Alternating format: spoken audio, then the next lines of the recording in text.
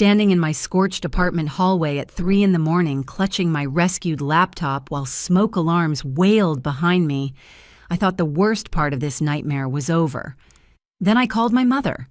After 5 years of sending her over $200,000 to keep our family afloat, after sacrificing my own dreams to pay their bills, she looked me straight in the eye when I arrived, seeking shelter, and said the words that shattered everything I believed about unconditional love. The piercing shriek of my fire detector ripped me from sleep at exactly 2:47 in the morning. I bolted upright in my Boston apartment, instantly smelling the acrid smoke seeping under my bedroom door. The hallway glowed orange through the gap beneath the frame, and I knew I had seconds to escape. I grabbed my laptop from the nightstand, snatched my phone from its charger, and crawled toward the window in my pajamas. The building's ancient heating system had finally betrayed us all. Sparks from corroded electrical wiring had ignited the basement, and flames were climbing through the walls like hungry serpents seeking prey. Fire trucks arrived as I stood barefoot on Commonwealth Avenue, watching orange tongues devour my home through broken windows. The bitter February wind cut through my thin cotton sleepwear, but the cold barely registered against my shock. 3 floors of the converted brownstone were engulfed, and my third-floor unit sat directly in the path of destruction. Captain Rodriguez from the Boston Fire Department approached me around dawn, his weathered face grim with exhaustion. "Ma'am, I'm sorry. The entire structure is compromised. Nobody's going back inside for at least 72 hours, and frankly, there won't be much left to salvage." My insurance adjuster couldn't assess the damage for 48 hours minimum. The Red Cross offered a voucher for 1 night at a nearby motel, but after that, I'd need somewhere to stay while rebuilding my entire life. Standing there in my pajamas with my laptop clutched against my chest, I felt more vulnerable than I'd ever experienced. Without thinking, I dialed my mother Barbara's number in Springfield. She'd always been there during childhood emergencies. When I broke my arm at age 8, when I got sick at summer camp, when my college boyfriend broke my heart, she dropped everything to help. Surely this qualified as the kind of crisis where family rallied together. The phone rang 4 times before her groggy voice answered. "Alicia, do you know what time it is?" "Mom, there was a fire. My apartment building caught fire. I lost everything." Silence stretched across the line for nearly 10 seconds. Then Barbara's voice returned sharp with irritation rather than concern. "Well, what do you want me to do about it? I was sleeping." My heart sank into my stomach. After 5 years of sending her thousands of dollars every single month, after prioritizing her financial needs over my own comfort and security, her first response wasn't sympathy or an immediate invitation home. It was annoyance at being disturbed. "I need somewhere to stay while I figure this out," I said quietly. "That's what insurance is for, Alicia. You're an adult now." The line went dead, leaving me standing on the sidewalk as the sun rose over the smoldering ruins of everything I owned. The drive from Boston to Springfield gave me 90 minutes to contemplate the twisted mathematics of my relationship with my family. As my Honda Civic hummed along Interstate 90, memories flooded back of how this financial arrangement had consumed 5 years of my life. It started when I turned 27 and landed my dream job at Brand Forward Agency as a senior marketing coordinator. After years of struggling through college and entry-level positions, I finally earned enough to envision a real future. I planned to save for a house down payment, maybe take that European vacation I'd always postponed, build the kind of life I'd worked so hard to achieve. Then the phone calls began. My father, Robert, had lost his construction supervisor position when the housing market contracted. At 54, he struggled to find equivalent work, and unemployment benefits barely covered basics. My brother Tyler needed tuition for welding certification at Springfield Technical Community College. My sister Emma required surgery for a deviated septum that insurance only partially covered. But the most urgent crisis was Barbara facing foreclosure on our childhood home. The adjustable rate mortgage had reset to a payment she couldn't manage on her retail salary from Macy's. She called me crying, explaining that losing the house would destroy our family's foundation. "I know you're doing well now," she'd said through tears. "Could you maybe help out temporarily just until Dad finds work again?" Temporarily. That word echoed in my mind as I merged onto the Massachusetts Turnpike. I started with $2,000 monthly to cover their mortgage shortfall. Within 6 months, Tyler's school expenses pushed my contribution to $2,500. Emma's surgery complications required additional procedures, bumping my monthly support to $3,000. Every time I considered reducing the amount, another emergency materialized. Dad's truck needed transmission repair to maintain his job search. Barbara required dental work that couldn't wait. Tyler's certification program extended longer than expected. Emma faced unexpected complications requiring physical therapy. Each crisis felt legitimate, each request reasonable in isolation. But the cumulative impact devastated my personal finances. I canceled my planned vacation to Ireland, explaining to disappointed friends that work was too busy. I postponed house hunting, claiming I wanted to save more for a larger down payment. I drove my 12-year-old Honda past its expected lifespan, joking that I was being environmentally conscious by avoiding unnecessary consumption. The truth was more painful. I was financing my family's stability while denying myself basic comforts. I bought generic groceries to stretch my food budget. I wore the same professional wardrobe for 3 years straight, claiming I preferred classic styles over trendy fashion. I lived in a studio apartment far longer than necessary, telling people I enjoyed minimalist living. Meanwhile, my family's lifestyle improved dramatically.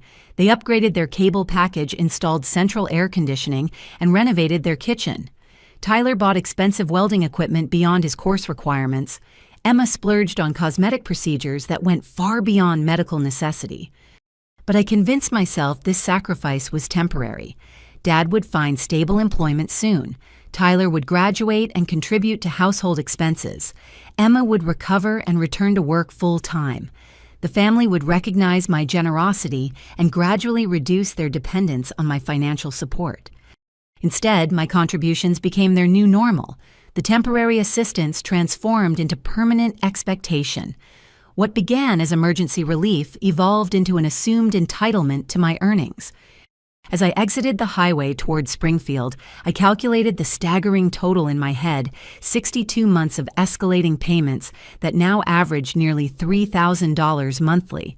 Conservative estimates put my total contribution at well over $200,000. $200,000 I could have used for my own home, my own security, my own future. Yet when I needed them most, when fire had stripped away everything I'd worked to build, my mother's first response was irritation at being inconvenienced by my emergency. The mathematical absurdity of the situation hit me like a physical blow. I'd given them the equivalent of a house down payment, and they couldn't offer me a couch for a few nights. The bitter irony wasn't lost on me as I drove toward the home my money had saved from foreclosure, hoping for temporary shelter from the woman who'd never once thanked me for my sacrifices. Turning onto Maple Street felt like traveling back in time, except my childhood neighborhood had undergone a dramatic transformation that my bank account had inadvertently funded. The modest ranch house where I'd grown up now boasted professional landscaping with decorative stones and flowering shrubs that must have cost thousands. Fresh forest green shutters framed sparkling clean windows, and the driveway had been resurfaced with smooth asphalt that gleamed in the afternoon sunlight. I parked behind a pristine red Chevrolet Silverado that I didn't recognize, wondering if Dad had finally found stable work and purchased a new vehicle. Hope flickered in my chest that maybe the family's finances had stabilized enough that they'd no longer need my monthly contributions. The front door opened before I could knock, revealing Barbara in a silk blouse I'd never seen before. Her hair had been professionally styled and colored, eliminating the gray streaks that had worried her for years. She looked well-rested and healthy, clearly benefiting from reduced financial stress. "Alicia, what are you doing here?" she asked, blocking the doorway instead of inviting me inside. "I told you about the fire. I need somewhere to stay while I sort things out with insurance." Barbara's expression shifted from confusion to mild annoyance. Oh, right, the apartment thing. The apartment thing. 5 years of supporting her family and my catastrophic displacement warranted dismissal as the apartment thing. She stepped aside reluctantly, allowing me to enter the living room I remembered from childhood visits. Except this wasn't the same space at all. A massive flat-screen television dominated one wall connected to what appeared to be a premium sound system. The old furniture had been replaced with a leather sectional sofa and matching recliners. Hardwood floors gleamed with professional refinishing and expensive-looking artwork hung in frames that probably cost more than my monthly grocery budget. A man I didn't recognize sat in one of the recliner's feet propped up on an ottoman, sipping coffee from an elaborate espresso machine positioned on a granite kitchen counter, visible through the archway. He appeared to be in his mid-50s with graying hair and the soft physique of someone who'd never missed many meals. "Frank, this is my daughter Alicia," Barbara said with obvious reluctance. "Alicia, this is Frank." Frank raised his coffee mug in a casual greeting, but didn't stand or extend his hand. "Heard about the fire on the news. Rough break." I waited for Barbara to explain Frank's presence or offer basic hospitality like coffee or a place to sit. Instead, she remained standing by the door, arms crossed, clearly uncomfortable with my unexpected arrival. "So you need a place to crash?" she asked, making it sound like I was a college friend seeking a party weekend accommodation. "Temporarily, yes, until I can find a new apartment and replace my belongings." Barbara sighed heavily, the same exasperated sound she'd made throughout my teenage years when I'd requested rides to school activities or help with homework. "This isn't a shelter, Alicia. You're 32 years old. Figure it out." The words hit me like cold water. I stood in the living room that my monthly payments had prevented from foreclosure, surrounded by luxury items my financial support had made possible, while my mother refused me basic emergency assistance. Frank nodded approvingly from his recliner. "Barbara's right. You've got to be self-sufficient at your age." Self-sufficient. The man lounging in furniture I'd helped purchase in a house I'd saved from bank repossession was lecturing me about self-sufficiency while drinking coffee from a machine my sacrifices had funded. "I understand being independent," I said carefully, "but this is a genuine emergency. I lost everything in the fire." "That's what renter's insurance is for," Barbara replied curtly. "You should have planned better." "Should have planned better. After 5 years of planning my entire budget around their needs, after sacrificing my own emergency fund to cover their crises, I should have planned better." I glanced around the renovated room again, calculating the cost of improvements visible just in this space. The flooring alone probably cost $8,000. The entertainment system easily ran $4,000. The furniture ensemble likely approached $6,000. Conservative estimates suggested $15,000 in upgrades to just the living room. $15,000 represented 5 months of my contributions. 5 months of eating ramen noodles and driving a car with questionable brakes so they could enjoy granite countertops and premium cable packages. "I see you've made some improvements to the house," I said, unable to keep the edge from my voice. "Frank's been helping with renovations," Barbara said proudly. "He's got wonderful taste in home design." Frank beamed from his recliner, clearly pleased with the recognition. "Just trying to make the place more comfortable." Comfortable. They'd made the place more comfortable using money I'd sent for basic survival needs, while I'd lived uncomfortably for years to ensure they could meet their obligations. "Mom, I've been supporting this family financially for 5 years, I said quietly. "I'm not asking for charity. I'm asking for temporary help during an actual emergency." "And we appreciate what you've done," she replied with the tone of someone discussing a pleasant but unnecessary gift. "But that doesn't mean we owe you free housing whenever you have problems." Free housing, in the home I'd literally saved from foreclosure. Frank set down his coffee mug and leaned forward. "Look, Alicia, we all face setbacks. The key is handling them independently instead of running home to mommy." Running home to mommy. After 5 years of running to my bank account every month, they considered my emergency request inappropriate dependence. I stood there for several more minutes waiting for Barbara to reconsider or invite me to stay even one night on the couch. Instead, she moved toward the front door, clearly indicating that my visit should conclude. "You'll figure something out," she said with forced optimism. "You're a smart girl." A smart girl who'd apparently been too stupid to recognize that unconditional financial support didn't guarantee basic human compassion in return. I walked back to my car without another word, leaving behind the family I'd sacrificed everything to support, and the mother who'd just taught me that love apparently came with very specific conditions. I sat in the parking lot of a Dunkin' Donuts on Boston Road, staring at my phone screen, while the afternoon sun streamed through my windshield. The familiar logo of my banking app felt like a gateway to painful truth as I opened it to confront the mathematical reality of my relationship with my family. Transaction by transaction, I scrolled through 5 years of electronic transfers that told the story of my financial sacrifice in brutal detail. Each entry represented a choice I'd made to prioritize their needs over my own comfort, security, and future. March 15, 2019, initial transfer of $2,000 to Barbara Chen for mortgage assistance. I remembered that day clearly because it coincided with my promotion to senior marketing coordinator.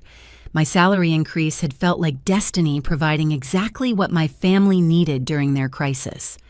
April through December of that first year, $24,000 in steady monthly payments, plus additional transfers for Tyler's textbooks, Emma's medical co-pays, and Robert's job search expenses. By Christmas, I'd sent $28,000 while convincing myself it was temporary assistance during a difficult period. Year 2 had brought escalating requests as their comfort with my support grew. Monthly payments increased to $2,500 to cover rising household costs. Emergency transfers became routine car repairs, medical bills, home maintenance, and various family crises that always seemed to require immediate financial solutions. Tyler's trade school expenses expanded beyond tuition to include specialized tools, safety equipment, and certification fees that weren't covered by his initial enrollment. Emma's medical needs grew from essential surgery to optional cosmetic procedures that she claimed would improve her job prospects and self-confidence. By year 3, my monthly contribution had reached $3,000, consuming nearly 60% of my take-home income. I'd moved to a studio apartment to reduce my housing costs, telling myself it was a temporary sacrifice that would end when their situation stabilized. Year 4 brought Frank into the picture, though I hadn't known about him at the time. The family's requests for increased support coincided with his arrival, but Barbara had explained the higher expenses as necessary, home maintenance and rising costs of living. I'd never questioned why their needs had suddenly expanded by another $500 monthly. Now calculating the total in the parking lot of a donut shop while homeless and exhausted, the numbers formed a devastating equation. Over 62 months, I'd transferred approximately $3,400 monthly on average, accounting for gradual increases and periodic emergency payments. $214,000. The figure stared back at me from my phone screen like an accusation. $214,000 that could have purchased a house, funded my retirement account, or provided genuine financial security for my own future. Instead, it had purchased me exactly nothing. Not gratitude, not consideration during my own crisis, not even basic human decency when I'd needed temporary shelter. I opened a note-taking app and began documenting the specifics, driven by some compulsion to understand exactly how thoroughly I'd been exploited. Mortgage payments that had prevented foreclosure, $68,000. Tyler's education and equipment, $31,000. Emma's medical procedures and cosmetic enhancements, $22,000. Robert's job search support and vehicle maintenance, $18,000. Home improvements and lifestyle upgrades, $43,000. Frank's mysterious expenses that had never been clearly explained, $32,000. The itemization made it worse somehow. I could have purchased a decent house with those mortgage payments. I could have funded my own graduate education instead of Tyler's trade certification. I could have invested in my appearance and health instead of Emma's optional procedures. I could have maintained my own vehicle properly instead of enabling Robert's transportation needs. But the most painful realization was the lifestyle disparity my sacrifice had created. While I'd lived on generic groceries, worn the same professional wardrobe for years, and driven an increasingly unreliable car, my family had enjoyed steady improvement in their quality of life. They'd upgraded their cable package to premium channels while I'd canceled my streaming subscriptions. They'd installed central air conditioning while I'd sweltered through summer months with a single window unit. They'd renovated their kitchen while I'd eaten meals prepared on a hot plate in my studio apartment. Every comfort I'd denied myself had somehow transformed into comfort for them. Every sacrifice I'd made to stretch my budget had enabled them to expand theirs. Every dollar I'd saved by living beneath my means had been transferred to support them living above theirs. And now, when catastrophe had stripped away everything I'd worked to build, they couldn't offer me a couch for a single night. My phone buzzed with a text message from Barbara. "Hope you find somewhere nice to stay. Let us know how the insurance works out." Let us know how the insurance works out. As if my homelessness was a minor inconvenience she'd hear about eventually through casual conversation. I screenshot the message and added it to my growing documentation file. Something about the casual cruelty of her tone struck me as important evidence of how completely our relationship had become one-sided. Sitting in that parking lot, surrounded by the familiar sights of my hometown while feeling more alone than ever, I began to understand that I'd been funding my own emotional abuse for 5 years. I'd paid over $200,000 for the privilege of being treated like an ATM rather than a daughter. The arithmetic of betrayal was simple and devastating. I'd given them everything, and they'd given me nothing in return except the expectation that I'd continue giving forever. The Sunrise Motel on Route 9 wasn't exactly the Ritz-Carlton, but at $68 a night, it represented affordable temporary shelter while I figured out my next steps. The orange shag carpet and wood-paneled walls belonged to an earlier decade, but the room was clean and the Wi-Fi worked, which was all I needed for the moment. I sat on the edge of the polyester bedspread, finally ready to call my college friend Jessica and admit what I'd been hiding for 5 years. Jessica and I had maintained our friendship since graduation from UMass Amherst, but I'd gradually declined most social invitations, claiming work obligations or budget constraints that prevented me from joining group activities. Alicia. "Oh my God, I saw the news about the apartment fire. Are you okay? Where are you staying?" Jessica's voice carried genuine concern that felt foreign after my mother's indifference. "I'm at a motel for now. Listen, Jess, I need to tell you something I should have shared years ago."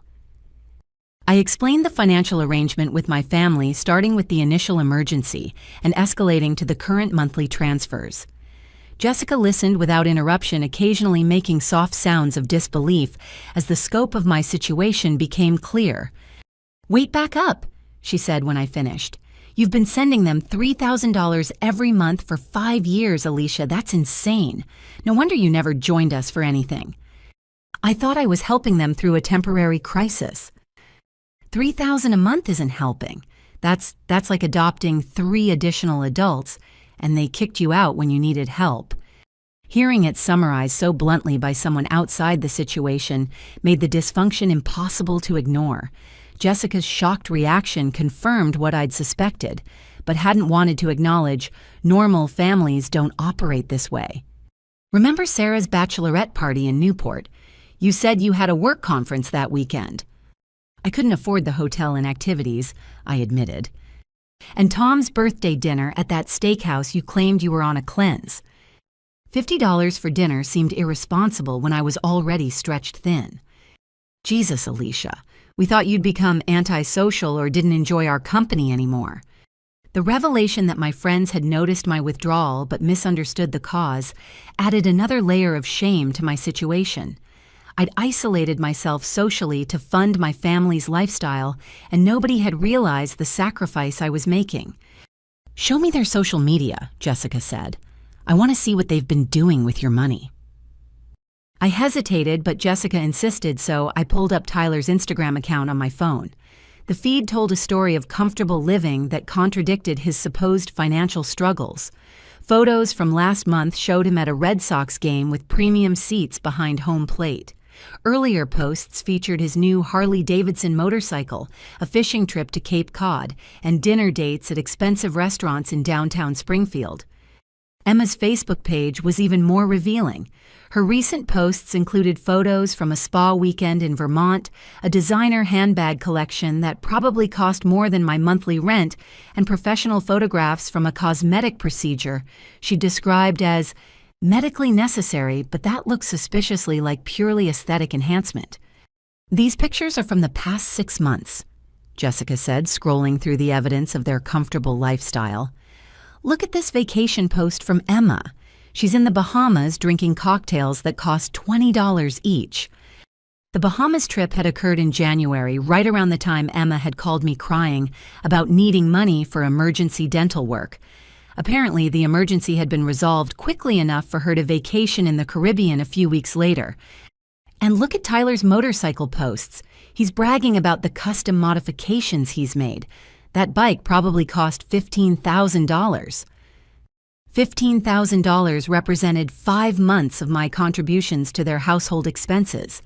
Tyler had essentially taken 5 months of my financial sacrifice and converted it into a luxury vehicle, while I drove a 12-year-old Honda with a transmission that slipped in cold weather. "Your family has been living like kings while you've been eating ramen noodles," Jessica said bluntly. "This isn't financial assistance, this is exploitation." But the most painful discovery was Barbara's recent posts about her relationship with Frank. Photos showed them at wine tastings, dinner cruises, and weekend getaways to mountain resorts. The captions included loving references to Frank's generosity and thoughtfulness, painting him as a devoted partner who provided romantic experiences and financial stability. Financial stability that I had unknowingly provided while Frank received credit for the lifestyle my money had made possible. "Who is this guy?" Jessica asked, pointing to a photo of Frank and Barbara at what appeared to be an expensive restaurant. "Her boyfriend, Frank. I met him today for the first time, but apparently he's been living there for almost a year. Living there rent-free while you've been sending $3,000 a month. Alicia, you've been supporting some stranger's comfortable retirement." The social media evidence made my situation undeniably clear. While I'd been sacrificing my social life, postponing my dreams, and living below my means, my family had been documenting their upgraded lifestyle online for everyone to see. They'd used my financial support to fund luxury experiences while portraying themselves as generous, successful people who'd achieved comfortable living through their own efforts. Every vacation photo, every expensive purchase, every restaurant check-in represented money I'd earned through long hours at work and careful budgeting. But they'd received all the enjoyment while I'd experienced all the deprivation. "I feel like such an idiot," I said, staring at photos of Emma's spa treatments, while remembering how I'd been cutting my own hair to save money for their household expenses. "You're not an idiot. You're a generous person who got taken advantage of by people who should have protected you instead of exploiting you." Jessica's anger on my behalf felt validating in a way I hadn't expected. For 5 years, I doubted my own feelings about the unfairness of the situation, telling myself that family sacrifice was normal and that I was being selfish to want anything for myself. But seeing their comfortable lifestyle documented online while I sat in a motel room after being denied emergency shelter made the exploitation impossible to rationalize anymore. I'd been funding their happiness while denying my own, and they'd been perfectly content to let that arrangement continue indefinitely. My phone buzzed at 6:45 the next morning, jolting me from restless sleep on the motel's lumpy mattress. The text message from Barbara appeared on my lock screen like a cruel joke after yesterday's rejection. "Emma needs $1,200 for dental cleaning and whitening. Transfer today." I stared at the message in disbelief. Less than 24 hours after refusing me emergency shelter, my mother was back to making financial demands as if nothing had happened between us. The casual entitlement in her tone suggested she viewed our interaction yesterday as a minor disagreement that shouldn't interfere with my ongoing obligation to fund the family's expenses. $1,200 for dental cleaning and whitening, not emergency root canal surgery or urgent medical treatment, but cosmetic dental procedures that were entirely optional. Emma apparently needed her teeth professionally brightened, while I sat in a roadside motel trying to rebuild my entire life from scratch. I screenshot the message and started a new folder on my phone labeled Documentation. Something about Barbara's tone and timing struck me as important evidence of their manipulation tactics, though I wasn't sure yet what I planned to do with the information. The more I thought about their communication patterns over the years, the more I recognized the sophisticated psychological manipulation they'd employed to maintain my financial compliance. Every request followed the same formula: urgent timing, emotional appeals and consequences that would impact the entire family if I didn't respond immediately. Tyler needs tuition money by Friday or he'll lose his spot in the welding program. Emma's surgery can't wait any longer, or her deviated septum will cause permanent breathing problems. Dad's truck repair has to be done this week, or he won't be able to look for work. The mortgage payment is due tomorrow, and the bank will start foreclosure proceedings if we're late again. Each crisis had felt legitimate in isolation, each deadline genuinely urgent, each consequence too serious to risk by delaying my response. But viewed collectively, their requests revealed a pattern of manufactured urgency designed to prevent me from questioning the necessity or appropriateness of their demands. They'd learned exactly which emotional buttons to press to ensure my compliance. Appeals to family loyalty, fears about Tyler's educational future, concerns about Emma's health anxiety about the family home being lost forever. Every request had been framed as a temporary emergency that would resolve quickly, but the emergencies had continued for 5 consecutive years. I opened my laptop and began researching financial abuse tactics, curious whether my situation matched established patterns of exploitation. What I found was deeply disturbing and remarkably familiar. Financial abuse often involved family members who gradually increased demands while isolating the victim from outside perspectives. Check. Abusers typically created artificial urgency around requests to prevent careful consideration of the appropriateness. Check. They often portrayed themselves as victims of circumstances while painting the financial provider as selfish for questioning the arrangement. Check. Most importantly, financial abusers rarely expressed genuine gratitude for the support they received, instead treating it as an entitlement or obligation that the provider owed them due to family relationships or past benefits. Double check. As I researched, my phone rang with a call from a number I didn't recognize. The caller ID showed a Springfield area code, so I answered cautiously. Alicia. This is Diane Morrison, your mother's neighbor. I hope you don't mind me calling. I vaguely remembered Mrs. Morrison from childhood visits, though we'd never spoken directly as adults. I wanted to reach out because I've been concerned about some things I've overheard, and after seeing your mother's social media posts, I felt like someone should tell you the truth about how she's been representing your relationship. My stomach dropped. What do you mean? Well, Barbara has been telling neighbors that you're finally contributing your fair share to the household after years of taking advantage of your parents' generosity. She's been saying that you lived at home through college without paying rent, and that supporting the family now is just you paying back what you owe them for raising you. The manipulation was even more sophisticated than I'd realized. Barbara hadn't just been exploiting me financially, she'd been managing my reputation in the community to ensure that nobody would question the appropriateness of our arrangement. She's also been bragging about Frank's business investments and how he's been helping improve the property value of the house. But everyone knows Frank hasn't worked steadily in years. We've all been wondering where the money was coming from for all their home improvements and lifestyle upgrades. Mrs. Morrison's revelations confirmed my worst suspicions about how my financial support had been perceived and misrepresented. Instead of recognizing my sacrifice, Barbara had portrayed me as a deadbeat daughter, finally fulfilling my obligations to the family that had invested in raising me. "I thought you should know because it didn't seem right to me. I raised 4 children and none of them owe me anything for the privilege of being born." After hanging up with Mrs. Morrison, I felt a strange combination of validation and fury. Validation because an outside observer had recognized the inappropriateness of my situation. Fury because Barbara's manipulation had extended far beyond our private family dynamic to include community reputation management designed to maintain her victim narrative.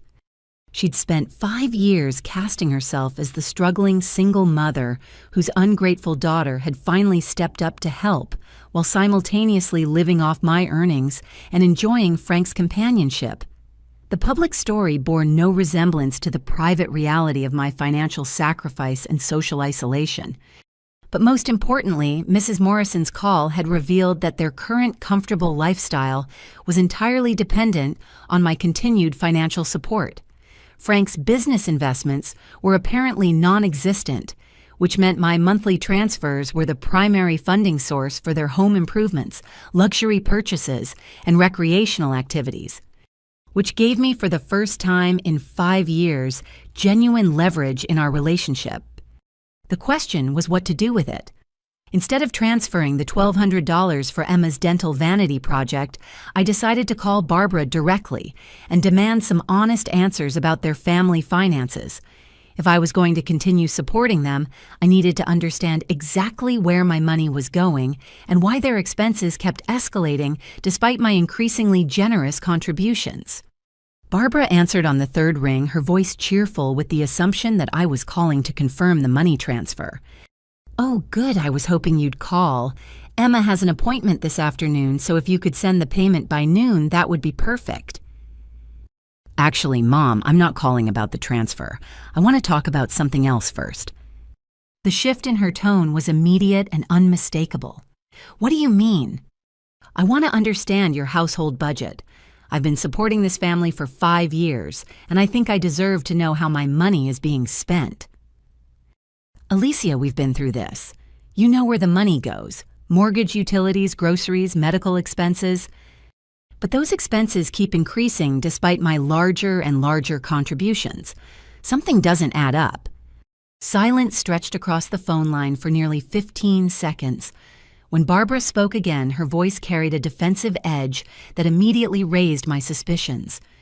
"Things get more expensive. That's how inflation works." "Mom, my contributions have increased by 50% over 5 years. That's not normal inflation." "Well, we've had additional expenses." "What additional expenses?" Another pause longer this time. I could practically hear her calculating how much truth to reveal without damaging her financial arrangement with me. "Frank has been helping with household management and property improvements. Those cost money. Frank's been living there. He's been staying here sometimes to help with projects around the house." "Sometimes." Mrs. Morrison had suggested Frank had been there for almost a year, but Barbara was still trying to minimize his presence and impact on their expenses. "How long has Frank been staying there?" "It's not really your business who I spend time with, Alicia." "It becomes my business when I'm paying the bills for whoever's living in that house." The defensiveness in Barbara's voice escalated quickly. "Frank contributes to the household. He's not some freeloader." "How does he contribute?" "He helps with improvements and investments that increase the property value." Investments. That was a new word in our conversations about their finances. For 5 years, every request had been framed as essential survival expenses, but now Barbara was admitting to investments funded by my contributions. "What kind of investments?" "Business opportunities that will generate income eventually." "What business opportunities?" "Look, Alicia, Frank has experience in landscaping and property development. He's been advising us about ways to increase our long-term financial stability." Property development. Frank, the unemployed boyfriend, had somehow transformed into a financial advisor, guiding my family's investment strategy using my monthly transfers as seed capital. Mom, I need you to be completely honest with me. How much of my monthly payments have been going to Frank's business ventures? That's not how it works. The money goes into our general household account. And then some of it goes to Frank for his business projects. Frank is part of our household now. His success benefits everyone. Part of our household. Barbara had essentially admitted that I'd been unknowingly supporting Frank's living expenses and business schemes for months, while she'd presented all requests as essential family survival needs. How long has Frank been part of your household? About 10 months. 10 months. I quickly calculated the timeline and realized that my monthly contribution increases had coincided almost exactly with Frank's arrival. What Barbara had described as rising household costs had actually been Frank's integration into their financial structure. So when you asked me to increase my monthly payments to cover higher expenses, you were actually asking me to support Frank. I was asking you to help support our family's financial stability. Frank isn't family. He is to me. The admission hung in the air between us like a challenge. Barbara had been prioritizing her boyfriend's comfort and business ambitions over her daughter's financial well-being, using my earnings to fund a man I'd never met, while I'd been living like a graduate student to stretch my budget around their needs. What happened to his landscaping business? There were some setbacks with previous ventures, but he's learned from those experiences. Setbacks. That was an interesting euphemism for whatever had ended Frank's previous employment and left him available to become a full-time dependent in my mother's household. Mom, I've been homeless for less than 24 hours, and instead of offering me help, you're asking for more money to pay for Frank's dental cosmetics and business investments. Emma's dental work isn't cosmetic, it's preventative care. $1,200 for cleaning and whitening was definitely cosmetic, but Barbara's automatic deflection revealed how thoroughly she'd learned to rationalize every expense as essential rather than optional. I think we need to have a serious conversation about boundaries and realistic expectations for this financial arrangement. What do you mean? I can't continue sending $3,000 a month indefinitely, especially when I don't know how the money is being spent. The silence that followed felt different from her previous pauses. This time I could sense genuine alarm behind her hesitation. Alicia, this family has been counting on your support. You can't just abandon us because you're having temporary problems. Abandon them. After 5 years of sacrificing my own security to ensure theirs, questioning the sustainability of unlimited financial support was characterized as abandonment. But her choice of words revealed something important. They had been counting on my support, not appreciating it, not viewing it as generous assistance during a difficult period, but counting on it as a permanent income source that they had every right to expect would continue indefinitely. I'm not abandoning anyone. I'm asking for reasonable transparency about how my contributions are being used. Fine, I'll send you a budget breakdown next week. Next week, another delay tactic to avoid immediate accountability while maintaining access to my bank account. I'd prefer to review the information before sending any more payments. Alicia, Emma's appointment is this afternoon. And there it was, the return to artificial urgency, designed to prevent me from thinking too carefully about the appropriateness of their request. For the first time in 5 years, I didn't automatically capitulate to their timeline. Emma's appointment can wait until we have this conversation. I hung up before Barbara could respond, leaving her to contemplate the possibility that her golden goose might finally be developing some financial boundaries. The Springfield Public Library offered free internet access and a quiet place to conduct research that would probably disturb other motel guests if I did it from my room. I settled into a corner computer terminal with my laptop and spent the morning investigating Frank's background and business history. What I discovered was far worse than I'd imagined. Frank Morrison's landscaping company, Green Valley Property Services, had been dissolved 3 years ago, following a series of legal challenges that painted a picture of systematic financial irresponsibility. Public court records showed unpaid contractor bills totaling $67,000 tax liens from the state of Massachusetts for $31,000 in unpaid employment taxes and civil judgments from former clients claiming work had been abandoned mid-project after full payment had been received. The Better Business Bureau listing for Green Valley Property Services showed an F rating based on 12 unresolved complaints about incomplete work and poor communication. Customer reviews describe Frank as charming and persuasive during initial sales meetings, but unreliable when it came to following through on contracted services. But the most disturbing discovery was a bankruptcy filing from 2 years ago that listed Frank's total debts at over $140,000. The filing included credit card balances, unpaid business loans, federal tax obligations, and a judgment from his former business partner alleging that Frank had misappropriated company funds for personal use. Frank Morrison wasn't a successful landscaping entrepreneur facing temporary setbacks. He was a habitual business failure with a documented history of financial mismanagement and questionable ethics. And my mother had been using my monthly contributions to subsidize his living expenses and fund his latest business schemes for nearly a year. I printed the public records and continued digging into property records for the family house. What I found there was equally shocking.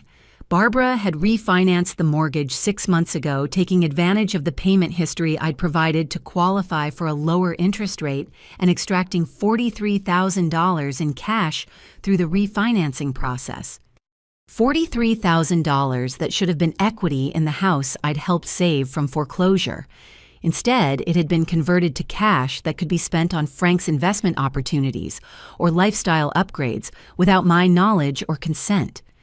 The refinancing documents listed Barbara's income as sufficient to support the new mortgage payments, which was mathematically impossible unless my monthly contributions were being counted as her regular income.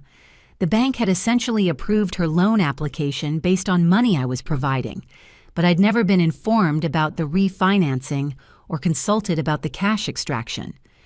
I'd been used as a phantom co-signer for a mortgage refinancing that benefited Frank and Barbara while increasing their monthly obligations and extending the timeline for paying off the house. But the most infuriating discovery was in the property improvement permits Barbara had filed with the city over the past year. The permits listed Frank Morrison as the contractor for landscaping kitchen renovations and bathroom upgrades, totaling over $28,000 in declared value. Frank had been paying himself to make improvements to a house I'd been supporting, using my contributions as both the funding source and his personal income. Every dollar I'd sent to help with their mortgage and household expenses had been available for Frank to redirect into home improvement projects that increased the property's value while lining his own pockets. The financial scheme was elegant in its deception and devastating in its impact on my personal finances. I'd been unknowingly funding Frank's income, housing, and business ventures while he'd received credit for generous contributions to the household and property improvements. Meanwhile, I'd been living in a studio apartment with a hot plate and a 15-year-old car while convinced that I was helping my family survive financial hardship. I called Jessica from the library parking lot and explained what I'd discovered. Her response was immediate and uncompromising. "Alicia, this isn't family financial assistance. This is organized fraud. They've been running a con game on you for almost a year." I don't think my mom understood the full scope of what Frank was doing. "Your mother refinanced the house using your income and didn't tell you. She knows exactly what's happening." Jessica's blunt assessment forced me to confront the possibility that Barbara hadn't been manipulated by Frank's schemes, but had been an active participant in exploiting my financial generosity. The refinancing required careful planning and documentation that would have made Barbara fully aware of how my contributions were being used to qualify for the loan. "You need to cut them off immediately," Jessica continued. And you should probably consult a lawyer about whether you have any recourse for recovering the money they extracted through that refinancing. A lawyer. The idea of legal action against my own family felt surreal, but the documentation I'd gathered suggested that my relationship with them had crossed the line from family support into financial exploitation that might warrant legal intervention. I can't afford a lawyer right now. I'm living in a motel and trying to rebuild everything after the fire. Then start with documentation. Print everything you can find and create a comprehensive record of where your money went. If you decide to take action later, you'll need evidence. I spent the rest of the afternoon printing documents and creating a timeline that showed how Frank's arrival had coincided with increased requests for money, how the refinancing had converted my support into extractable equity, and how Frank had systematically positioned himself to benefit financially from my relationship with my family. The paper trail revealed a level of financial manipulation that went far beyond taking advantage of a generous daughter's willingness to help during hard times. This was a systematic extraction of my income to fund someone else's lifestyle and failed business ventures. But the most painful realization was that Barbara had knowingly participated in the deception. The refinancing documents, permit applications, and budget increases all required her active involvement and approval. She hadn't been an innocent victim of Frank's manipulation. She'd been his partner in exploiting my financial support, which meant that for nearly a year I'd been sending money to people who viewed me as a resource to be managed rather than a daughter to be appreciated. The question now was what to do with that knowledge and whether I had the courage to act on it. My phone rang at 8:30 that evening while I was eating takeout Chinese food in my motel room and reviewing the financial documents I'd printed. Tyler's name appeared on the caller ID, which was unusual since he typically communicated through Barbara rather than calling me directly. "Hey, Alicia, Mom told me about the apartment fire. That really sucks." His tone carried what sounded like genuine sympathy, and for a moment I hoped that at least one family member might offer practical support or emotional understanding about my situation. "Thanks, Tyler. It's been a difficult couple of days." "I bet. Listen, I hate to bring this up when you're dealing with all that, but I have a situation that can't really wait." A situation that can't wait. The familiar phrase triggered immediate suspicion about Tyler's motivations for calling, but I tried to give him the benefit of the doubt. "What's going on?" "So you know I'm finishing my welding certification next month, right? Well, there's this graduation ceremony where they present the certificates and introduce us to potential employers from around the region." "That sounds great." "It is, but here's the thing. There's a fee for participating in the ceremony, and if I don't pay it by Friday, I lose my slot and miss the networking opportunities. It could really impact my job prospects." Of course there was a fee, and of course it was due by Friday with dire consequences if not paid immediately. The manipulation playbook was apparently shared among all family members. "How much is the fee?" "It's $1,800. $1,800 for a graduation ceremony fee seemed excessive, but trade schools sometimes had unusual requirements that didn't apply to traditional college programs. That seems like a lot for a ceremony fee. Well, it includes the certificate presentation, a networking dinner with employers, and access to exclusive job placement services that aren't available to graduates who don't participate. Did you know about this fee when you enrolled?" A pause that lasted just long enough to suggest Tyler hadn't expected that question. "It was mentioned in some of the paperwork, but I thought I'd be able to cover it with savings by the time it came up." "What happened to your savings?" "Well, you know, living expenses have been higher than expected, and I had some unexpected costs with my bike maintenance." Bike maintenance. Tyler's expensive motorcycle required maintenance that had apparently consumed the money he should have been saving for graduation ceremony fees. "Tyler, I've been supporting the household for 5 years. Where has that money been going if not toward covering your educational expenses?" "I don't know, Alicia. I don't handle the household budget. I just know that this ceremony fee is something I need to cover myself, and I'm short right now." The deflection was smooth but unconvincing. Tyler claimed ignorance about household finances while simultaneously calling me for money because family resources weren't available to cover his personal expenses. "Have you talked to Mom about using household funds for this?" She said the household budget is tight right now and suggested I ask you directly since it's related to my education. Barbara had apparently trained Tyler to bypass family financial discussions and appeal directly to me for anything above basic survival expenses. The graduation ceremony fee was being framed as my personal responsibility rather than a family educational investment. "Tyler, I'm homeless right now.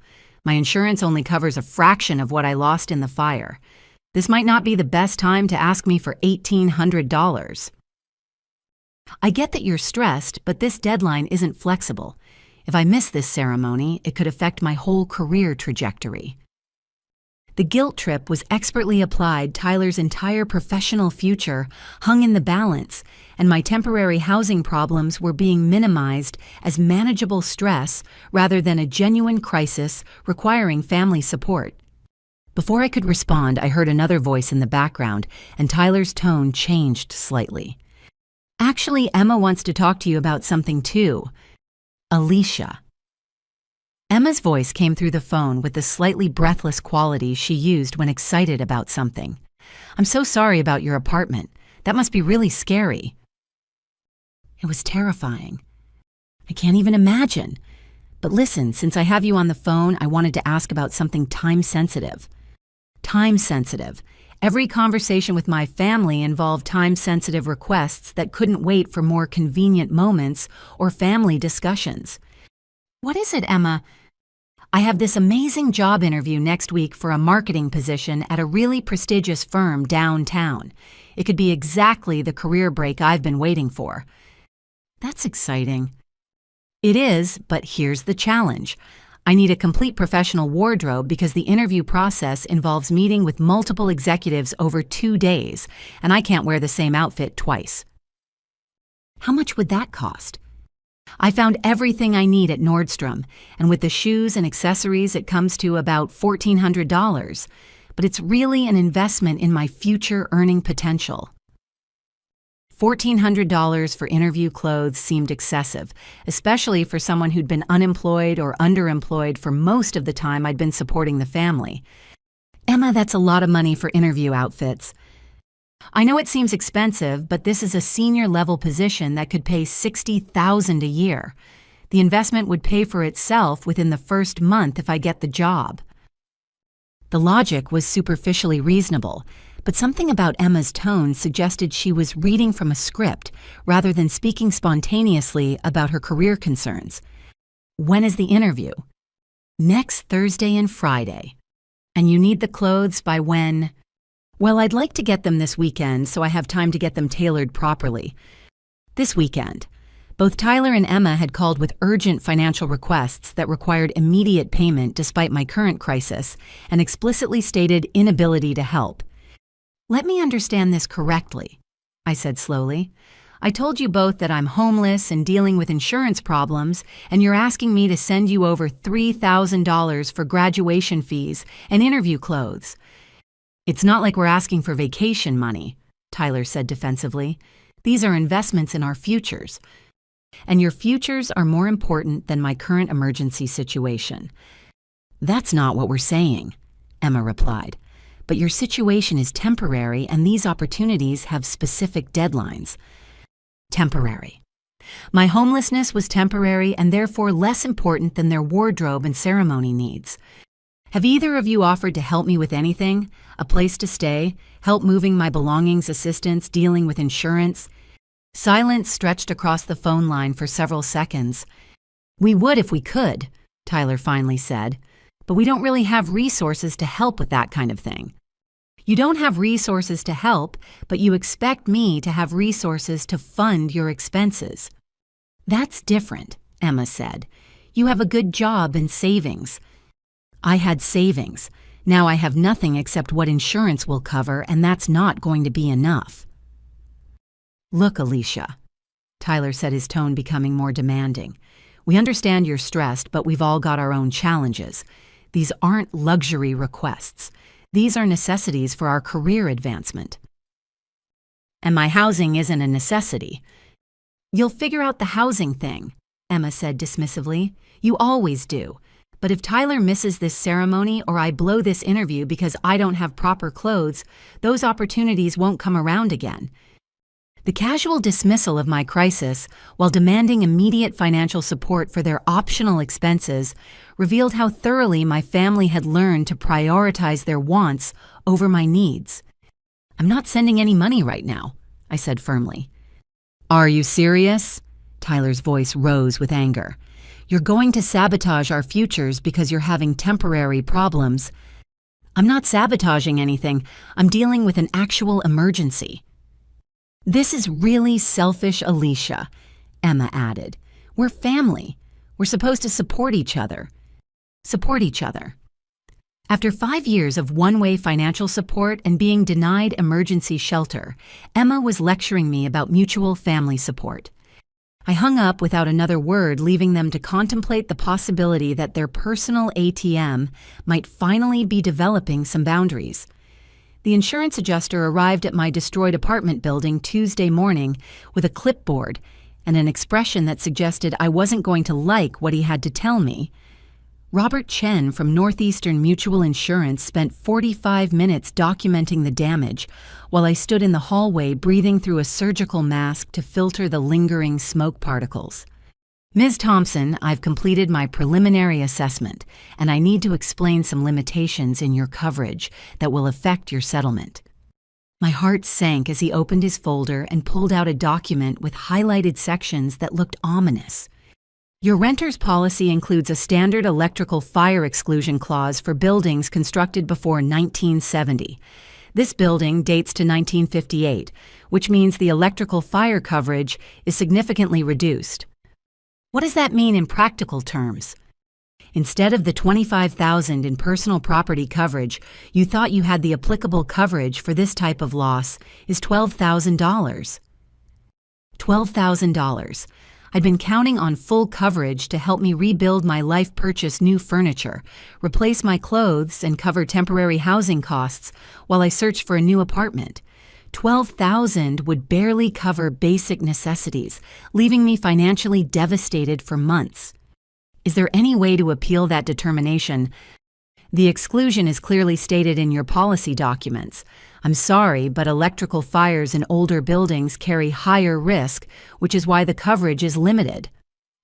Robert's professional sympathy felt hollow as he explained that I'd been paying premiums for years without understanding that my actual coverage was less than half what I'd believed I had. The good news is that your additional living expense coverage will help with temporary housing costs up to $4,000 over 6 months. $4,000 over 6 months worked out to about $650 monthly for housing assistance, which might cover a basic motel room but wouldn't help with security deposits, utility connections, or furniture replacement for a permanent residence. After Robert left, I sat in my car calculating the devastating math of rebuilding my life on $12,000. Basic furniture for a one-bedroom apartment would cost at least $8,000. A security deposit and first month's rent would consume another $3,000. That left me with $1,000 for clothes, kitchen supplies, bedding, and all the small necessities that make an apartment livable. Meanwhile, my family was demanding $3,000 for Tyler's graduation ceremony and Emma's interview wardrobe. I called Barbara to explain the insurance setback, hoping that news of my genuine financial crisis might generate some sympathy or reconsideration of their recent requests. Mom, I got the insurance assessment today and it's not good news. Oh no, what happened? The coverage is only $12,000 instead of $25,000 because of an exclusion clause for electrical fires in old buildings. Silence on the other end for several seconds. Well, that's disappointing, but at least you'll get something. Mom, $12,000 won't cover rebuilding my life. I'll need months to recover financially. I'm sure you'll figure something out. You're resourceful. The casual dismissal of my crisis felt like a physical blow. I just explained that I was facing potential financial ruin, and Barbara's response was confidence that I'd somehow handle it independently. This means I can't help with Tyler's ceremony fee or Emma's interview clothes right now. Alicia, they're counting on that money. Tyler's deadline is Friday and Emma's interview is next week. I understand, but I literally don't have the money. I need every penny for basic survival. You could take out a loan or use credit cards temporarily. A loan? Barbara was suggesting I go into debt to continue funding my family's optional expenses while I struggled to afford basic necessities after losing everything in a fire. Mom, I'm not taking out loans to pay for graduation ceremonies and designer interview outfits while I'm homeless. You're being dramatic. You're staying in a motel, not living on the street. Dramatic. My genuine financial crisis was being minimized as dramatic overreaction, while their voluntary expenses were treated as urgent necessities. I'm hanging up now. Alicia, wait. Maybe we could work out some kind of payment plan. A payment plan for Tyler's ceremony fee. Barbara was treating my family relationships like a commercial transaction with flexible payment terms, rather than recognizing that I needed support during an actual emergency. There's no payment plan. I can't afford to help anyone right now. This is really disappointing. The children are going to be very upset. The children. Tyler and Emma, aged 25 and 23 respectively, were being characterized as children whose disappointment was my responsibility to manage through continued financial sacrifice. They'll have to find another solution. What other solution? You're the only one with money. I was the only one with money because I'd been sending them my money for 5 years while living below my means. But Barbara's phrasing revealed how thoroughly she'd come to view my income as a family resource rather than my personal earnings. Maybe Frank could help with Tyler's ceremony fee. Frank doesn't have that kind of money available right now. Of course, Frank didn't have money available. Frank's business ventures had been funded by my contributions, and without my continued payments, his investment capital had apparently evaporated. Then maybe you could use some of the money from the refinancing. The line went quiet for nearly 15 seconds. How do you know about the refinancing? I've been doing some research about our family's financial situation. That's really none of your business, Alicia. It becomes my business when my income was used to qualify for the loan. The refinancing was handled properly through appropriate channels. Appropriate channels that hadn't included informing or consulting the daughter whose income had made the refinancing possible. Where did the cash from the refinancing go? That money was invested in property improvements that benefit the whole family. Property improvements performed by Frank and paid for with money I'd contributed to household expenses, creating a circular financial arrangement where my support had been converted into Frank's income, while Barbara extracted equity from the house I'd helped save. Mom, I've lost everything in a fire. My insurance won't cover rebuilding my life, and instead of offering help, you're asking me to take out loans to continue funding everyone else's expenses. Family members support each other during difficult times. Which family members have supported me during this difficult time? Silence. I need to go. Alicia, think carefully about what you're doing. This family has been counting on your help. Counting on my help. Not appreciating it, not grateful for it, but counting on it as a permanent entitlement that I couldn't withdraw without being accused of abandoning my responsibilities. Maybe it's time for this family to stop counting on me and start supporting themselves. I hung up and turned off my phone, exhausted by the emotional manipulation and financial pressure from people who should have been offering comfort and assistance during the worst crisis of my adult life. Instead, they were treating my catastrophic loss as a minor inconvenience that shouldn't interfere with their continued access to my bank account. Wednesday evening in my motel room, I made a decision that felt both terrifying and liberating. I was going to test my family's true priorities by temporarily removing myself from their financial equation and observing their response. If they genuinely cared about my well-being, they would express concern and offer support during my crisis. If they only valued my bank account, their response would focus exclusively on the impact to their financial situation. I composed a group text message to Barbara, Tyler, and Emma, choosing my words carefully to create a realistic scenario that would reveal their authentic feelings about our relationship. I have some difficult news to share. My company announced layoffs today, and my position has been eliminated effective Friday. I'll receive 2 weeks severance pay, but after that, I won't have income until I find a new job. Combined with my insurance shortfall, I won't be able to send any money for the next 3 to 6 months while I rebuild my finances and career. I'm sorry this timing is terrible with Tyler's ceremony and Emma's interview, but I have no choice. I hope you understand. I sent the message and set my phone aside, genuinely nervous about their response. Part of me hoped they would surprise me with compassion and offers of help. Part of me expected exactly what I received. My phone started buzzing within 90 seconds. Barbara called first, her voice sharp with panic rather than sympathy. "Alicia, are you sure about this layoff? Did you check with HR about severance extensions or unemployment benefits?" "I'm sure, Mom. The decision is final." "But what are we supposed to do about Tyler's ceremony fee? It's due Friday." Not, "How are you handling this crisis?"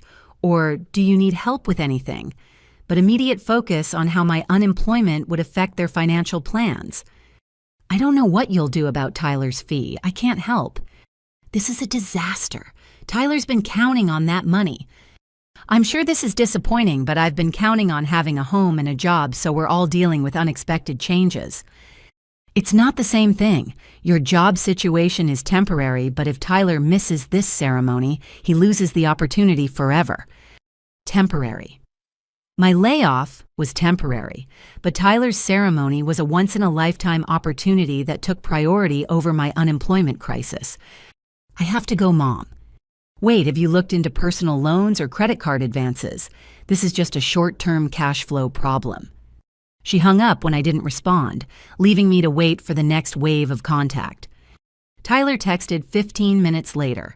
"Are you serious about this layoff? I can't believe you'd let me down like this when you know how important this ceremony is." Let him down. My involuntary unemployment was being framed as a personal betrayal of Tyler's educational goals. Emma called at 9:47, crying before I even answered the phone. "Alicia, please tell me you're going to figure something out. I can't go to this interview without proper clothes.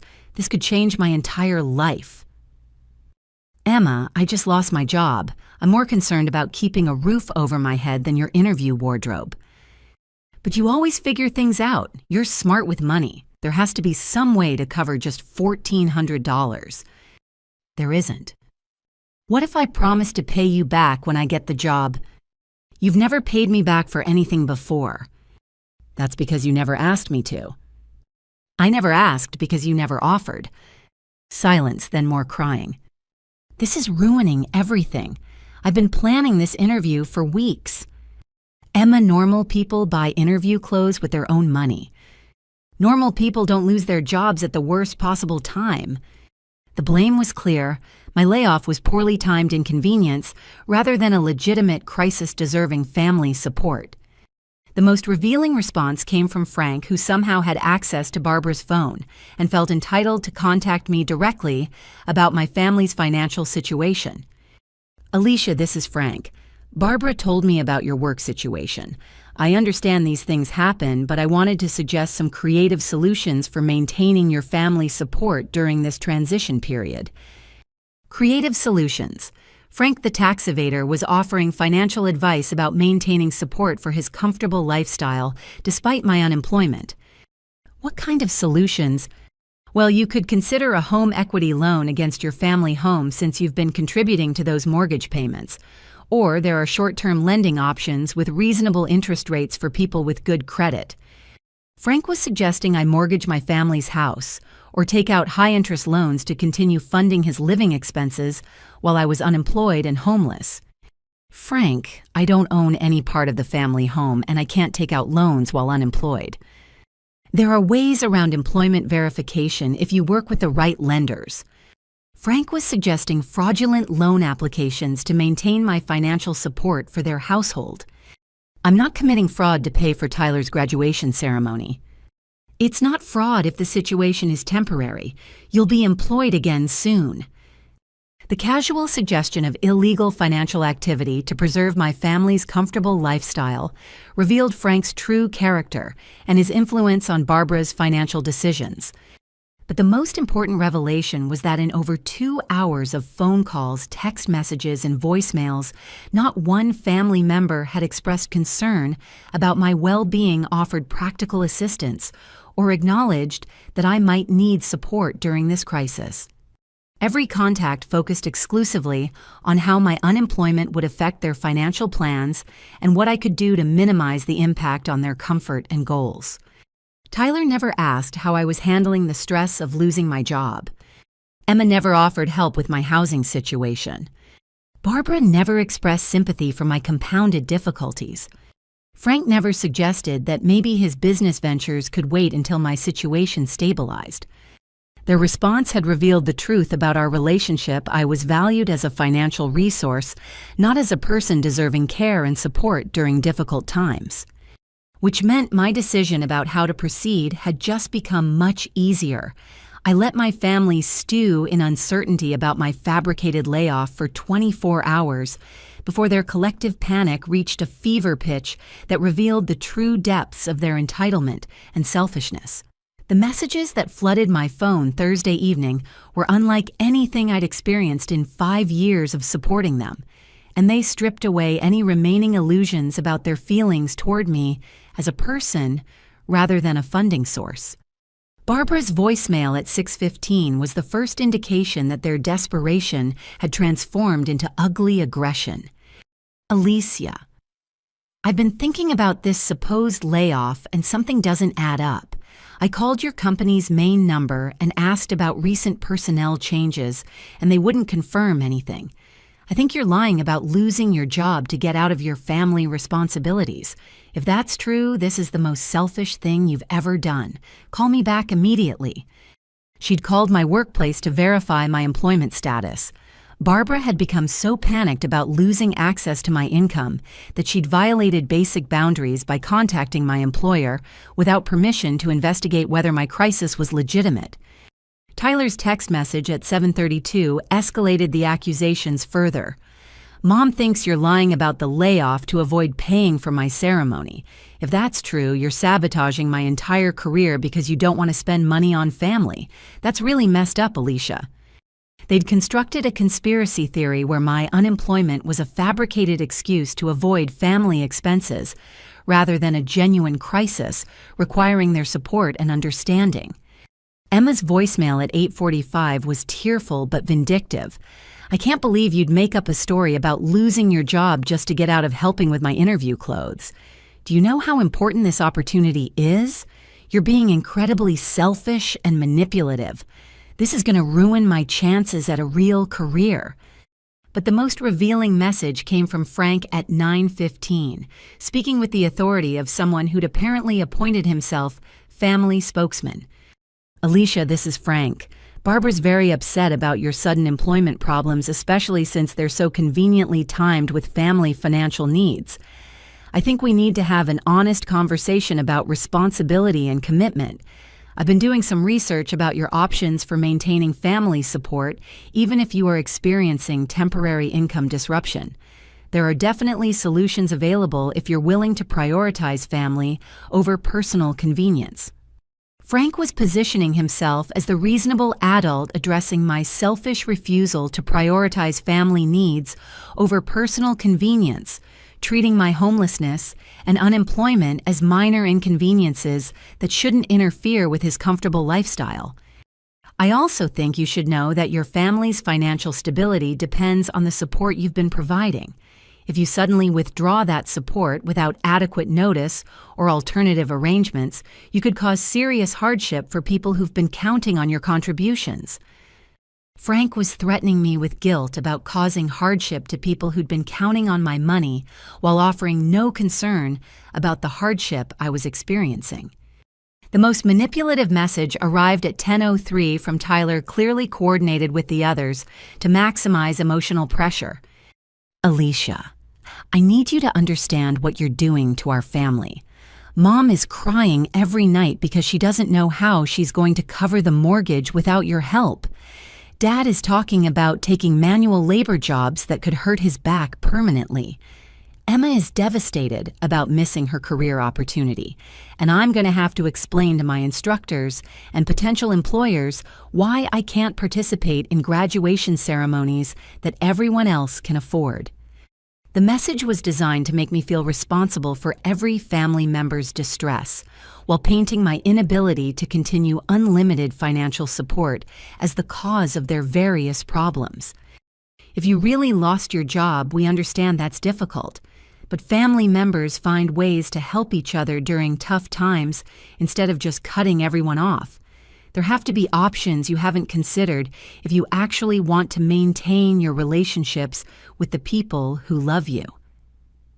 The conditional phrasing was particularly cruel. They loved me if I maintained financial support, but apparently that love was contingent on my continued payments rather than based on genuine care about my well-being. The final message arrived at 11:27 from Barbara, and its tone was unlike anything she'd ever directed toward me. Alicia, I've spent the day thinking about your attitude and behavior over the past week, and I'm ashamed of the person you've become. When we needed help, you were there, and we appreciated that.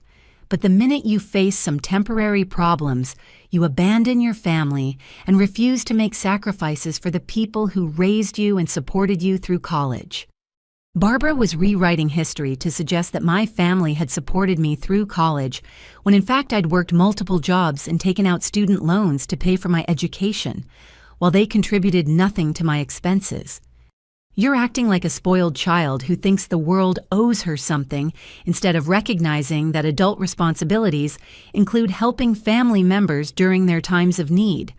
Tyler's graduation ceremony isn't optional luxury spending.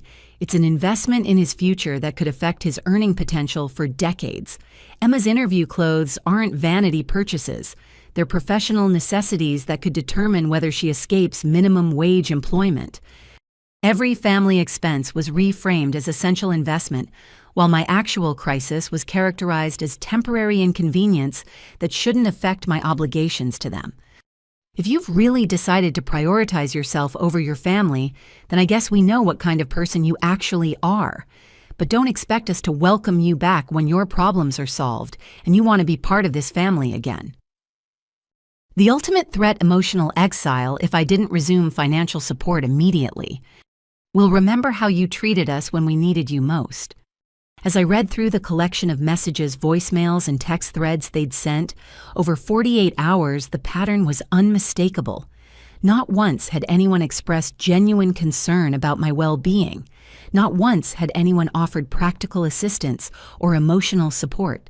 Not once had anyone acknowledged that losing my job and my home simultaneously might require family rallying to help me rather than demanding that I continue helping them. Instead, they'd accused me of lying, threatened me with emotional exile, and demanded that I prioritize their optional expenses over my basic survival needs. Their venomous response to my fabricated crisis had revealed their true feelings more clearly than years of polite conversation ever could have. I was done enabling their exploitation. Friday morning, I sat in the motel business center with my laptop and composed the most important email of my adult life. After 5 years of enabling financial abuse through excessive generosity, I was finally ready to establish boundaries and demand accountability from people who'd taken my support for granted, while treating me with casual cruelty during my darkest hour. The email needed to be comprehensive, factual, and unambiguous. I wanted to document the extent of my financial sacrifice, expose the manipulation tactics they'd used to maintain my compliance, and make clear that their behavior during my crisis had permanently altered our relationship. Subject ending: financial support, documentation, and explanation. Dear family, I'm writing to inform you that I will no longer provide financial support to any family member effective immediately. This decision is final and non-negotiable, and I want to explain the reasoning behind it so there can be no confusion about my motivations or expectations going forward. First, I need to correct some misinformation that has been circulating about my contributions to this family's finances over the past 5 years. I've sent detailed records to extended family members so they can understand the actual scope of my support, rather than the misleading narrative that has been shared with them. Between April 2019 and March 2024, I transferred exactly $214,650 to support family expenses. This money covered mortgage payments that prevented foreclosure, educational expenses, medical bills, vehicle repairs, home improvements, and various personal expenses for family members. During this same period, I lived in a studio apartment, drove a 15-year-old car, wore the same professional wardrobe for 3 years, canceled vacation plans, postponed home ownership, and declined social activities to stretch my budget around family financial obligations. I learned this week that approximately 1/3 of my contributions over the past year have been used to support Barbara's boyfriend, Frank Morrison, who has been living in the family home while contributing nothing to household expenses. Mr. Morrison has a documented history of business failures, unpaid taxes, and bankruptcy, yet he has been using my financial support to fund new business ventures while receiving credit for property improvements to a house I helped save from foreclosure. I also discovered that Barbara refinanced the family home 6 months ago and extracted $43,000 in cash equity, using my payment history to qualify for the loan without informing me or seeking my consent. This refinancing increased the family's debt obligations while converting my support into cash that could be spent on projects and investments that primarily benefited Mr. Morrison. When my apartment building caught fire Sunday night and I lost everything I owned, I expected basic family support during this crisis. Instead, I was refused emergency shelter and told this isn't a shelter by the woman whose mortgage I'd been paying for 3 years. I was then asked to continue sending money for optional family expenses while I was homeless and dealing with inadequate insurance coverage. Over the past week, family members have demanded over $3,000 for graduation ceremony fees and interview clothing, while dismissing my genuine financial crisis as temporary problems that shouldn't interfere with their access to my bank account. When I explained that I couldn't afford to help while rebuilding my life after the fire, I was accused of being selfish and abandoning my family responsibilities. The response to my fabricated layoff story revealed the true nature of our relationships. Not one family member expressed concern about my well-being or offered assistance during what they believed was a legitimate employment crisis. Instead, every contact focused on how my unemployment would affect their financial plans and what I could do to maintain their access to my income through loans or credit arrangements. I was accused of lying about losing my job to avoid family expenses. Barbara called my workplace to verify my employment status without my permission. Tyler claimed I was sabotaging his career by being unable to pay for his ceremony. Emma called me selfish and manipulative for not funding her interview wardrobe. Frank suggested fraudulent loan applications to maintain family support during my supposed unemployment. This response pattern revealed that I am valued by this family as a financial resource rather than as a person deserving care support and basic human decency during genuine crises. I am copying extended family members on this email because Barbara has been telling people that I was previously taking advantage of family generosity and that my financial support represents me finally contributing my fair share after years of freeloading. This narrative is completely false. I have been entirely financially independent since age 22 and have been supporting other family members consistently since age 27. Going forward, I will have no further involvement in any family member's financial decisions, emergencies, or lifestyle choices. I will not respond to requests for money loans, co-signing arrangements, or financial advice. I will not provide housing, transportation, or other material support during family crises. I am also ending my relationship with Barbara and Frank entirely. I will not visit the family home, participate in family gatherings where Frank is present, or maintain any contact with Barbara until she ends her relationship with the man who has been exploiting my financial support while contributing nothing to family stability. Tyler and Emma may contact me for relationship-building purposes only, but any mention of money, financial assistance, or material support will result in immediate termination of our conversations. I am willing to rebuild authentic relationships based on mutual respect and genuine care, but I will not continue enabling financial dependence that has prevented you from developing adult independence and self-sufficiency. Aunt Linda, Uncle Marcus, and extended family. I apologize for any confusion about family finances that may have been caused by misleading information. I hope this clarification helps you understand the actual dynamics that have been operating in our family. I appreciate your support during this difficult time and look forward to building genuine relationships based on honesty and mutual respect. This decision is final. I will not debate, negotiate, or reconsider these boundaries under any circumstances. The pattern of financial exploitation, emotional manipulation, and casual cruelty during my crisis has demonstrated that continuing to support this family would be enabling abuse that prevents everyone from developing healthy independence and self-respect. I wish everyone success in building sustainable finances and genuine relationships based on reciprocal care rather than one-sided obligation. Alicia. I attach spreadsheets documenting every transfer screenshots of their demands during my crisis public records about Frank's financial history and evidence of the mortgage refinancing that had used my income without my knowledge. Before sending the email, I copied Aunt Linda, Uncle Marcus, and several cousins who'd been receiving Barbara's misleading information about my family role. I wanted them to understand the truth about our financial dynamics and Frank's parasitic influence on family relationships. The send button felt like stepping through a doorway into a completely different life.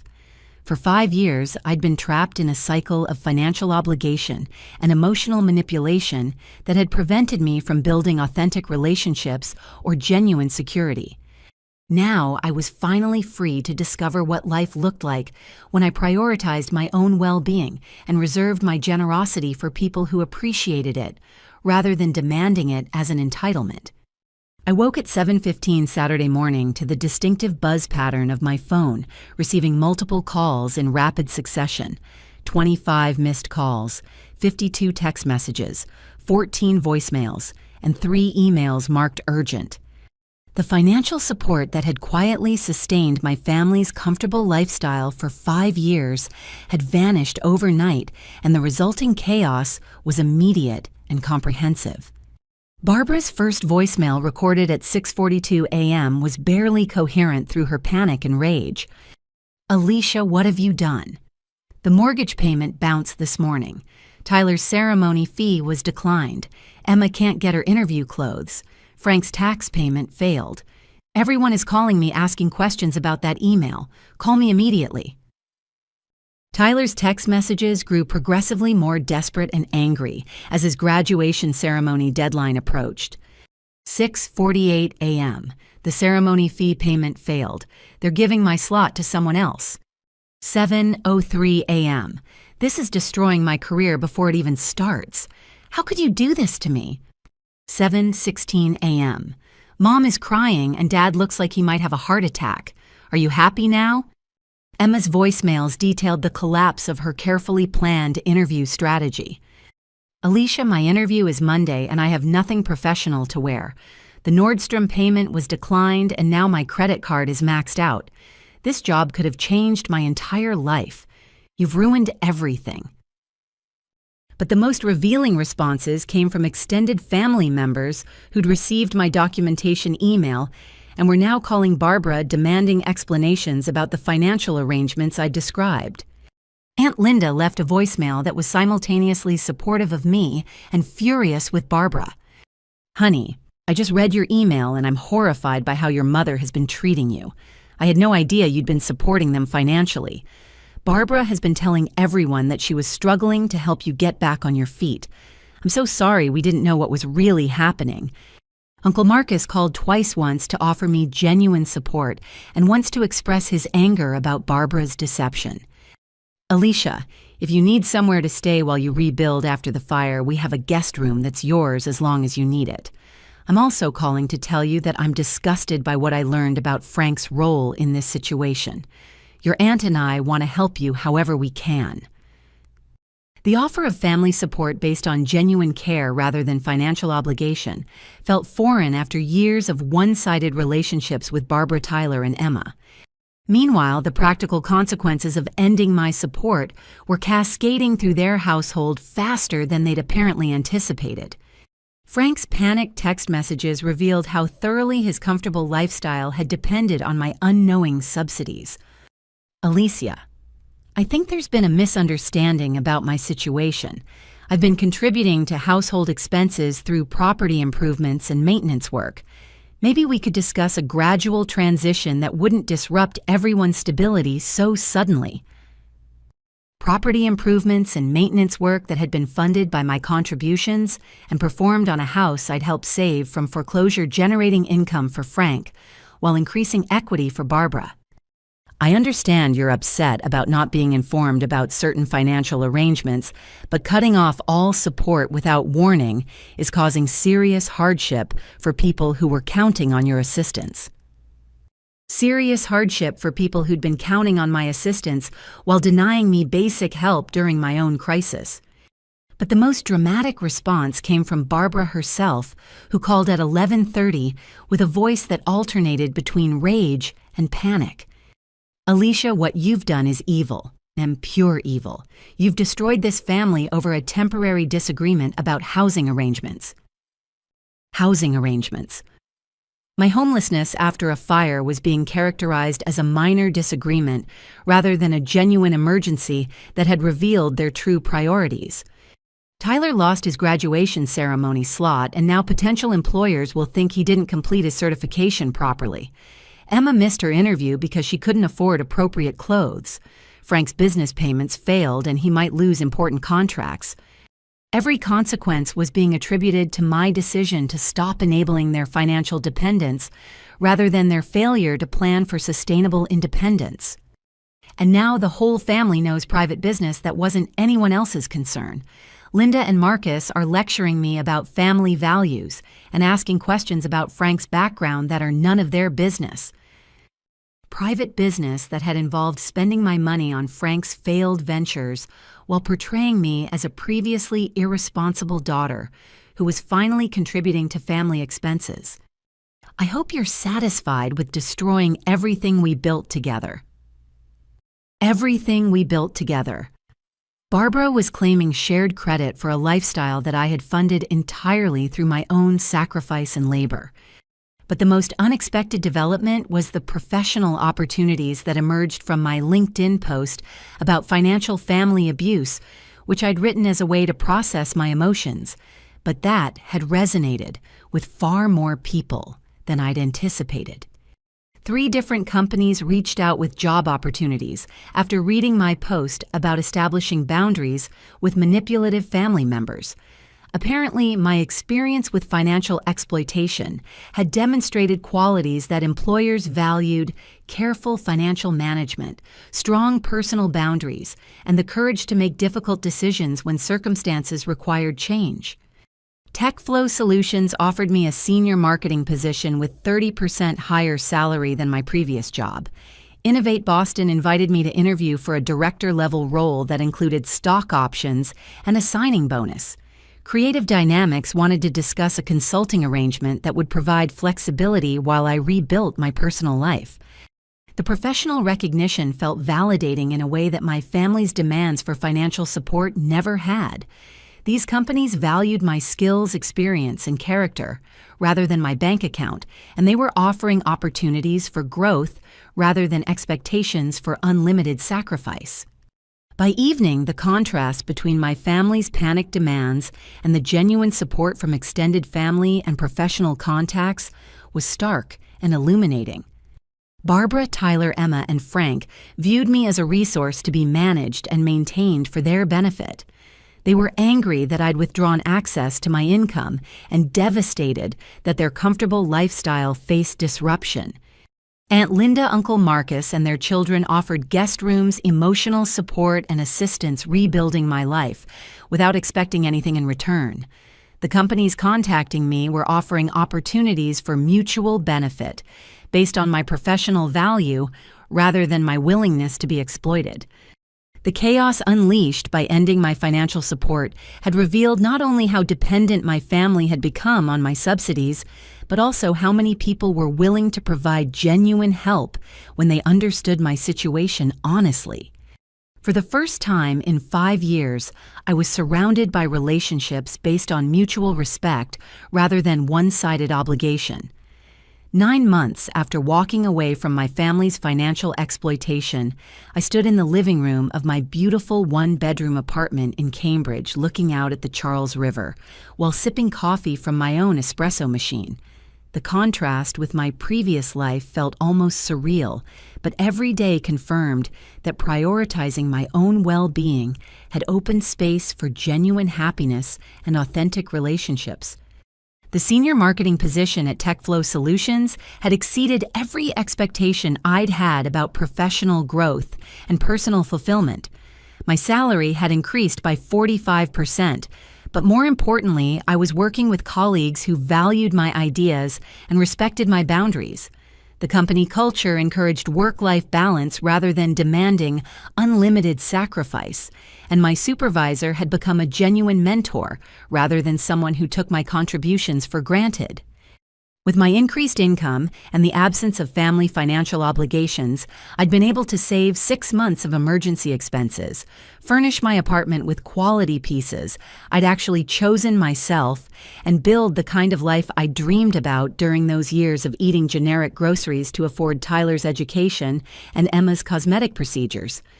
But the most meaningful change was the relationships I developed with people who genuinely cared about my well-being. Aunt Linda had become the family connection I'd always hoped to have with Barbara, offering emotional support and practical wisdom without ever making demands or expecting financial compensation for her care. Uncle Marcus and his family included me in holidays and celebrations because they enjoyed my company, not because they needed my financial assistance. Their teenage children, my cousins Sarah and David, looked up to me as an example of independence and self-respect, rather than viewing me as a source of funding for their activities. Jessica and I had rebuilt our friendship on a foundation of honesty, rather than the careful budget management that had previously prevented me from participating in group activities. She'd been incredibly supportive during my transition to independence, and our relationship was now stronger than it had ever been during my years of financial obligation to family. I'd even started dating someone I'd met through work, a software developer named Andrew, who appreciated my financial independence and strong boundaries rather than seeing them as obstacles to overcome. Our relationship was built on mutual respect and genuine compatibility rather than need or obligation. The consequences for my former family had been swift and comprehensive, but ultimately healthy for everyone involved. Barbara had lost the house to foreclosure proceedings that began 4 months after my support ended. The mortgage payments I'd been covering for 3 years were impossible to maintain on her retail salary, especially without the additional household contributions I'd been providing. She'd been forced to move in with Frank's elderly mother in a cramped apartment that offered none of the privacy or comfort they'd enjoyed while living off my earnings. Frank had disappeared entirely when my financial support stopped flowing. His business ventures collapsed without access to my income, his tax obligations remained unmet, and his contribution to Barbara's life proved to be entirely dependent on the resources I'd been unknowingly providing. Barbara eventually admitted that Frank had been using her for housing and financial support rather than building a genuine romantic relationship. But this recognition came only after he'd moved on to exploit someone else's generosity. Tyler had been forced to complete his welding certification through traditional student loans and part-time employment, which had actually improved his work ethic and professional maturity significantly.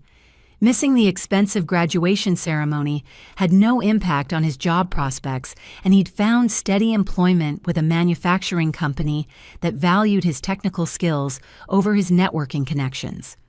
More importantly, Tyler had reached out to me 6 months after my financial cutoff to apologize for his behavior during my crisis and ask if we could rebuild our relationship on healthier terms. He'd recognized that depending on my financial support had prevented him from developing genuine independence and self-confidence, and he was grateful that ending my subsidies had forced him to grow up properly. "I never realized how much pressure I was putting on you," he'd said during our first coffee meeting in almost a year. "I was so focused on my own needs that I didn't think about what you were sacrificing to help me.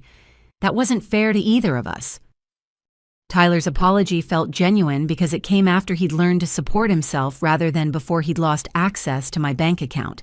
He was building his career through his own efforts now, and our relationship was developing into authentic sibling affection rather than one-sided financial obligation. Emma had initially struggled more with the transition to independence, primarily because she'd become accustomed to using my financial support for optional lifestyle expenses, rather than genuine necessities. She'd missed her dream job interview because of the wardrobe crisis, but had eventually found employment with a smaller company that paid less but offered room for advancement based on performance rather than appearance. Emma had not yet apologized for her behavior during my crisis, and she continued to blame me for ruining her opportunities rather than accepting responsibility for her financial dependence.